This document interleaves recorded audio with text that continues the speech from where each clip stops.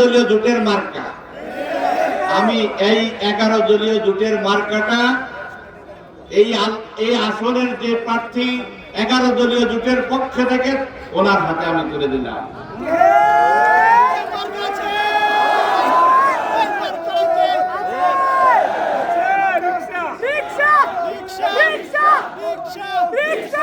হুজুর বাদন ভাই করেন ধরতে রিকশা ধরেন রিকশা বাদন ভাই রিকশাটা ধরেন রিকশা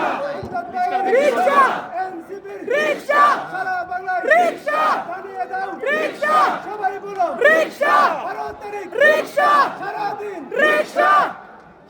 কথা অনেক ছিল, থাকবে, আগামী দিন বাকি কথা হবে ইনশাআল্লাহ, দেখা হবে বিজয়ে।